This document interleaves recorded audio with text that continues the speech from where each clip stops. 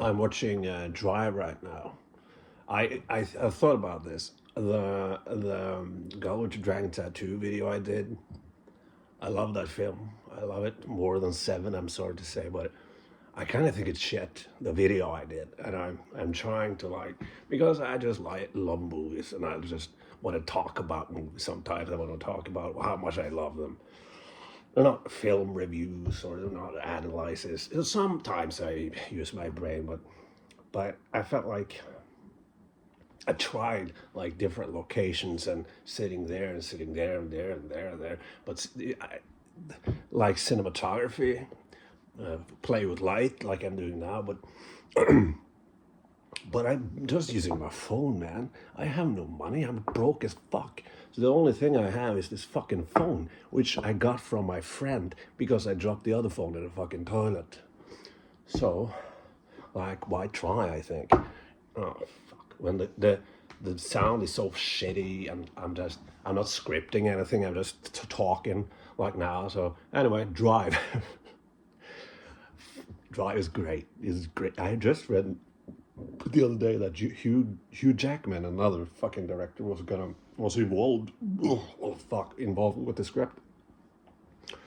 But then Ryan Gosling was involved instead, became the main character, and Ryan Gosling pushed for the fucking Danish director, did Bronson, did God damn it, Danish trilogy Pusher. It was a fantastic trilogy. You should give it a go. Anyway, so that's why the script is really like nothing that impressive. It's an effective script, but it's all like it's all in the cinematography and the music and everything. It's a slow burn. I think I remember some people complaining about it in the back. Was there a person who sued the trailer company, the people who make trailers, because they promoted the film like it was an action film, and then it was a like slow paced, I don't know, character drama. I think there was someone who sued someone for it, but I've seen it many times. But it's the best thing about it is that it's short. Not every film has to be like Endgame or whatever. And okay, this is personal thing, but Night Call, the intro song. I went.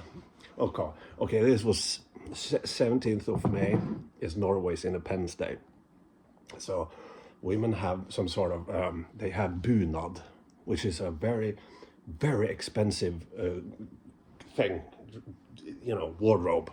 It's like 10,000, 20,000, 50,000. I don't know, 60,000 kronor, which is $6,000, for example. I think that's yeah. Anyway, so it's a very like detailed and it's hand sewn and it's like a very Norwegian like traditional thing that women have in 17th of May. So I had a suit on and I was in art school and I snorted some courage and I went down and I just okay, this was before Me Too, all right. So, I'm sorry, but I grabbed her ass. But she gave me a look, so cause I just grabbed her ass. We were going to like the bar. It's 17th of May, so you start early, you drink early. So, but she had like this, bacon, skolebrød, like fucking bolle. What do you call it? Like you bake things, a bakery thing. So she had that. I don't know. She gave me a look, so I just cut her ass, and she said to me, "Come on with me," and I went with her. And my friends, but what the fuck? Where did that go? So this was in Oslo. So I ended up in a place I didn't know where it was, and she had more like more of the weed thing. So we smoked, and she loved that song Night Call. So I remember that night very every time I heard the song Night Call, and like I was kind of fucked up, right? So I started thinking, fuck, I'm not gonna get it up. But she was like the fuck. She was like suddenly she talked and suddenly she stopped and she looked at me with blue eyes. She said, "I'm sorry." Like she wanted, role playing, right? But I was so fucked up. I thought about this so many times. Why did I fuck it up? So she had this bowl of weed, which I scooped. So it went over. This was a balcony, so it went over the balcony, and everything just dropped. I don't remember after that, but it was. I don't remember the sexual act, which says something. I think I was incompetent or impotent at the time, but that happens maybe. But I remember she was like, "Oh, we can do it tomorrow," and she was like, but I panicked because I have issues with like staying over. So oh yeah, she gave me up, and yeah, she wanted me to sleep over, but I panicked. So in the middle of the night, I stood up, and I'm bailing, I'm leaving, but I didn't find my pants, right? So, but it just went throughout her apartment without pants, and she was like, "What are you doing? I need to find my pants," and my pants were like in the chair right next to the bed. So I took my pants and I left. But she was, she could have been fun, and I think about it. I think about it to this day.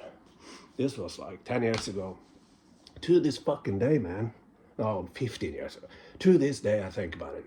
The look she gave me, god damn. Why did I need to fuck it up so hard? And that's, by the way, people, one night stands, there's a lot of that involved. It's at least for me. Sex, drugs, and rock and roll, man. And yeah, there was this other time where, this is not a drive review anymore. There was this other time where I got the art school I went to, it was like for alcoholics. We were fucking drunk we were lit at day, so we sat there and it was fucking lit, and I talked to this woman, and she was like, she was teasing me. I was like, you know what? You, if you're fucking so serious, you can go to the bathroom and you can give me up right now. And she said, yeah, I'll do it. And I said, I was drunk, whiskey. Like, really? We go to the bathroom right now and you give me up. And the other cheered and clapped. The other was at the table. And we did, and she did. But this sounds made up, but I promise you it is. So she had a black top on, and some spilled on that black top. You know what? And we started early, and more and more people came over, and it became a party. And then this huge motherfucker, huge man, came and sat in this fucking chair. And this woman, this girl who gave me she sits on his lap. She puts her arms around him and introduces her boyfriend. And I was sitting there like, fuck. And he has been to prison. Sits there with on her fucking shirt while sitting with a guy from prison.